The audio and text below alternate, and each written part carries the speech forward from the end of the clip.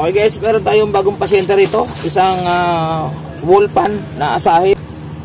Ngayon pa lang ito mabubuksan. Ayan o. Ang problema niya, bago pero nag-stack up. Wala pang 2 buwan. Ayan, di na mapihit o. Nung sinaksa ko siya, meron pa siyang ugong. Sabihin na may power pa pumapasok. So, bubuksan natin para makita nyo. Usually ito, overhaul lang yan. Nanikit yung natuyuan na langis. Nanikit yung busing sa shafting. Kaya hindi na mapihit. Ayan o. Nung una raw kasi, nung nakarang araw daw, mahina na umikot. Tapos pinipilit lang nila, pinapaikot nila yung LC. Tapos gagana na siya. So, ganun guys, tip lang sa inyo. Pag ganun ang nangyari sa electric pan nyo, wag nyo na pilitin.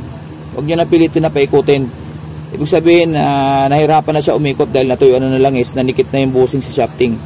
So, pakita ko nga sa inyo kung paano gagawin para pwede nyo gayahin at gawin nyo sa bahay kung sakaling ganito ang sitwasyon ng inyong mga electric pan. Pero, ito, wala pang 2 buwan. Bumigay na.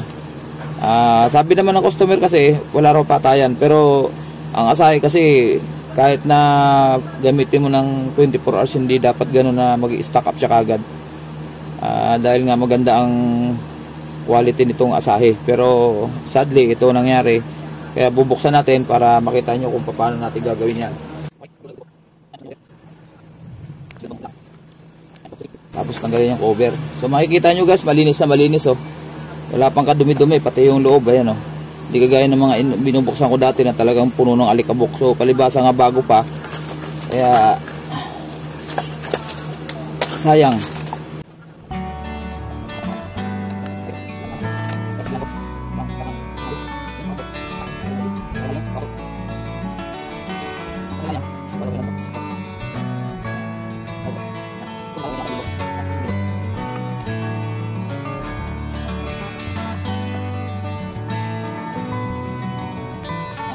Tapos pwede natin itong paghiwalayin. Ayan, alalay lang. Pagtatanggal nito, iwasan natin na tumama to dito sa motor. Ito, minsan pag nagmadali tayo, paghila natin baka tumama dito, masugatan. So, ingat tayo dyan. So, makapansin nyo guys, tuyo yung kanyang shafting. Ayan o. Ayan o, tuyo. Pati dito sa harap. Lalo sa harap. Ayan o, kumapit. Ayan, isprayan natin ang ano yan kasi hindi matanggal. Ayan o. Maganit. Dito sa harap nanikit guys, ayan o. Kasi dito sa likod, mabilis ko natanggal eh. Sabihin, although tuyo na rin siya, pero hindi siya masyado kumapit dito sa likod, sa busing. Dito kasi yung busing yan guys oh. So, alalay lang pagsungkit nito, baka tamaan yung wire. Ayan o. Mapapansin nyo. Ayan. Ayan dito yung busing yan sa loob. So mapapansin nyo, pati yung mga strap nya naputol na sa sobrang init. Ayan, malutong na yan. Ayan o, kaya napuputol na. Ayan o, sobrang init.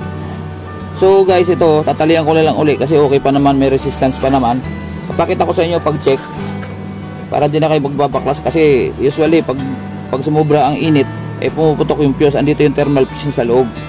So ito naman may resistance pa naman. Para ma-check natin kung talagang mayroon pa, saksak natin, i-plug in natin yung cord, power cord. Ayan, tapos hindi pa yan naka-on. Kaya pag ginagay ko dito yung screw, kahit flat screw, kahit na Phillips screw, basta metal dyan, mapapansin nyo, wala siyang magnet. Pero pag inon natin to, tingnan nyo guys oh. Ayan oh, kumakapit. Ayan oh. Ayan oh. Ayan oh, may magnet siya. Ibig sabihin buo yung kanyang thermal fuse dahil may power na pumapasok pa sa motor. So usually patayin natin, hugutin natin muna uli. Usually ito, overhaul lang nitong busing. Yan. Kasi natuyuan. Pag kinapa mo to, maganda pa naman. Wala pang tama. Ayan o. Yung kanyang shafting. Although liliyahin pa rin natin ng 1,000 yan para maswabe. As linis. Ito natuyuan ng langis yan. Ayan, kita nyo kulay. Ano na. Kita ba? Ayan o. Tuyo ng langis yan sa loob. Yan ang linalagyan ng langis. Tsaka dito sa kabila. Yung busing. So ito. Isprayan natin ng pampalambot ng ano para kumalas. Penetrating oil. Yan, babara muna natin konti. At kung madudukot dito, malagyan din dito. Ayun. Yan. Ayun, kumukulo. ano, sabihin maraming ano yan, ito yung grasa dyan, langis.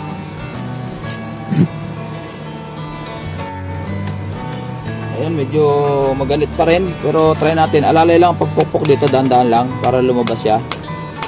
Huwag niyong bibiglayin kasi baka matanggal pati yung cover.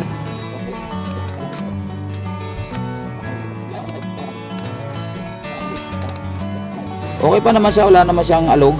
Talagang kumapit lang talaga, nanikit lang. Ayan o. Ayan, maganda pa naman dito. Liliyahin lang natin yan. Tapos mapapansin nyo, ayan o, tuyo ng ano, yung langis. Ayan o, yung bulak wala ng langis. So linis lang yan guys. Kung may cotton buds pwede rin, pero sayang ang cotton buds. Ganito lang ginagawa natin, toothpick, tapos konting bulak, tapos langis. Linisan natin ang langis to, tapos linisan natin tong gitna. Ito yung pinakambusing.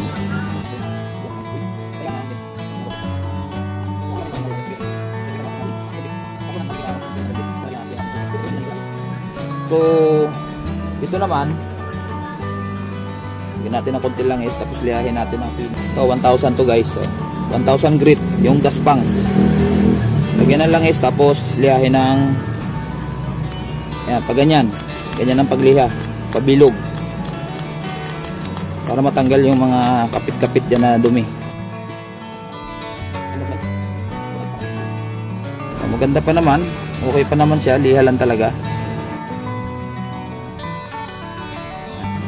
Ayan o, makinis siya o.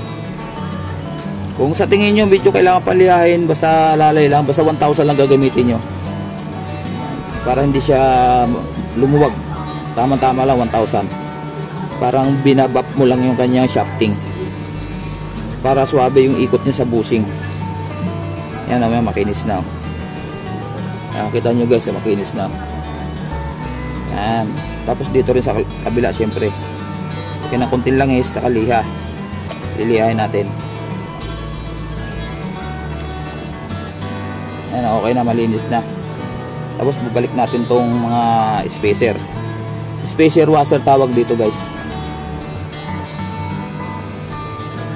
Linis. Tapos balik natin dito.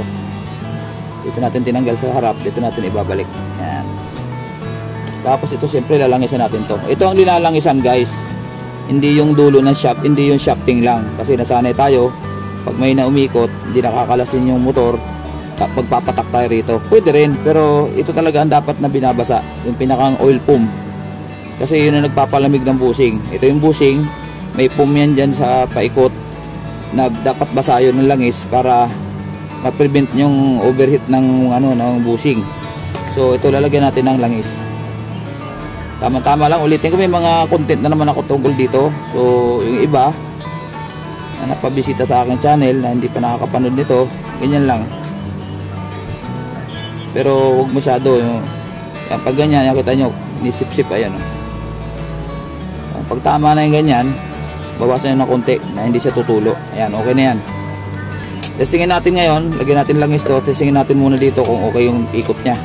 Ayan, maalwa na guys. So kanina hirap dahil nanikit nga siya. So wala siyang alog, dapat walang alog.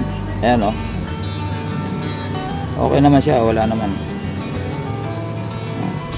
Ayan o. Okay naman siya. So bawasan natin ang isa, lipat natin sa harap ng isa. Ayan. Mamaya natin i-assemble yan. Dito naman tayo sa kabila, sa likod. Dito hindi naman masyado nanikit, pero kulang na rin siya ng langis. Zoom natin na konti. Zoom natin ng konti. Ano ba? Yan.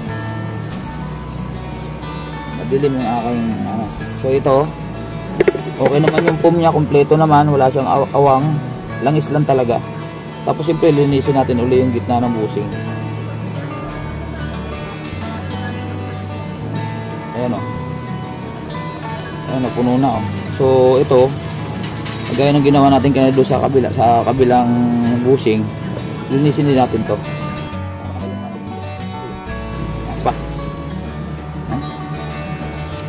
Sa mga bago kong mga bisita sa aking channel, please like, share, and subscribe. At pakihit na rin yung notification bell sa taas para updated po kayo sa mga susunod ko pang mga video. Kung sakaling meron akong bagong upload, manonotify po kayo. Yan. Yan. Tingnan natin yan. Yan. May langis na siya. Kasi guys, hindi pwedeng umapaw ng todo ha. Pag sumobra, bawasan nyo. Kasi hindi pwedeng maraming langis na sumobra kasi tatalsik yan. Pupunta yan sa motor. Yan. Bawas na para may lagay ko guys. Ayan o. Parami. So bawasan natin. Kailangan tamang-tama lang yung langis yan. Hindi yung umaapaw. Wala ring alog. Wala ring alog dito. Wala ring alog. Ikot lang dapat, ikot kasi ganun din sa kabila. Ay, ibabalik na natin siya guys. Ayan, assemble na natin. Ayan. Ay hindi, tatalian pa pala natin. Naputol yung isang strap. So talian natin uli. Pag naglalagay tayo ng strap, silipin natin dito sa ilalim. Dito, yung pagsisingitan natin. Minsan kasi may naka-usling wire dyan. Kailangan wag natin mahagip yun. Kasi pag hinigpitan natin itong strap, posible siyang mahila, maputol.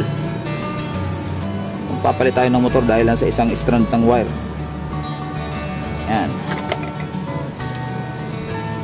Yan. Babalik na natin ng ganyan.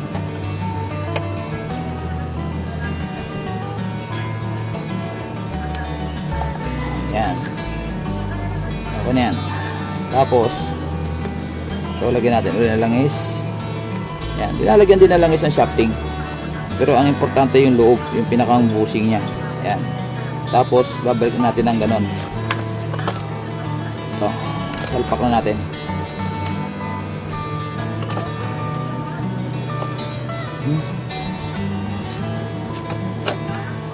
Yan. Ito, huwag natin kalilimutan to, nasa labas. Yan. Pinaka-arm ng kanyang gearbox. Ito, medyo ano natin para matesting. Dalawa lang muna ilalagay natin.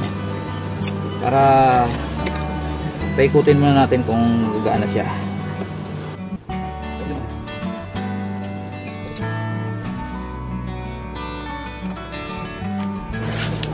Siyempre konting pukpok muna para ma-align yung bushing at shafting kasi medyo ano pa, konting ano lang. Ayan. Ayan guys, lagyan natin ng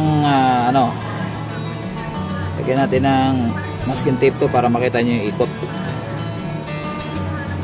Guys, saksakan natin. Okay, on, number 1. Ayun. Ayan, umikot na guys, oh. Ayan, oh. Ikot na. 2 3 off. 1 2 3 off. Okay, sara na natin.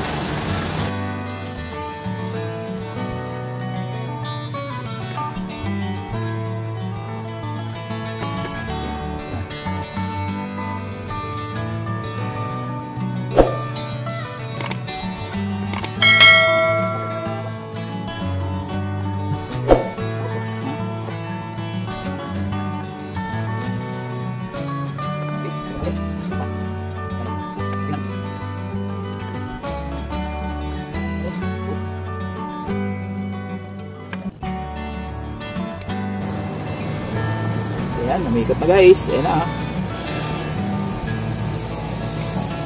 Konting linis na lang.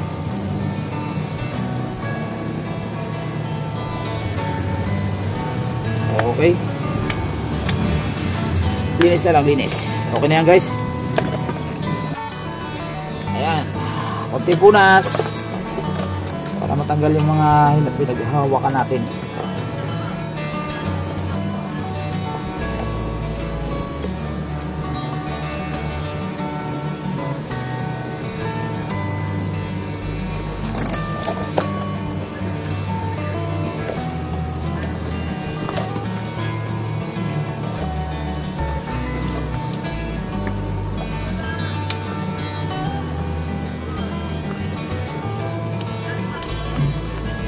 Yun.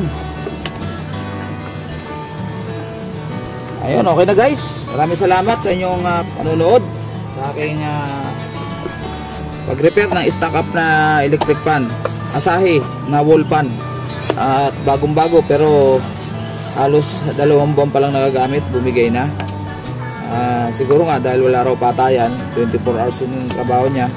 Yan ang mga problema sa mga wall fan tsaka sa ceiling fan, lalo pag hindi natin masyadong naaabot, nagkakatamarang magpatay minsan, tuloy-tuloy ang gamit. Hindi po pwedeng tuloy-tuloy yan guys, hindi kagaya ng mga electric fan ng araw, matitibay, walang patayan ng electric fan pero okay siya.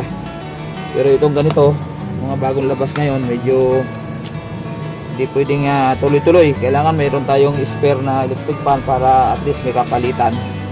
Gaya nito, brand new at branded pa. Asahi po ang pinakamaganda sa ngayon sa mga sa experience ko sa pagre-repair, bihira masira ang Asahi. Tsaka yung pyesa niya pag binuksan mo talagang maganda klase. Yan.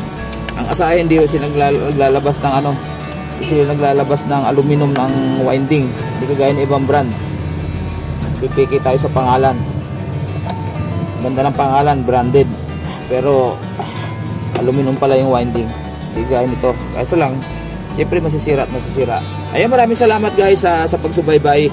At kung di ka po nakaka-subscribe sa akin channel at napadaan ka lang, maraming salamat sa iyo. At paki-like, subscribe ang ating channel, Matski TV po. At paki-hit na rin yung ating notification bell. Importante po yun para kung sakali susunod na mga pagkakataon meron tayong upload ay manonotify po kayo. Ayun, maraming salamat. God bless po sa ating lahat. At Matski TV po. Bye-bye.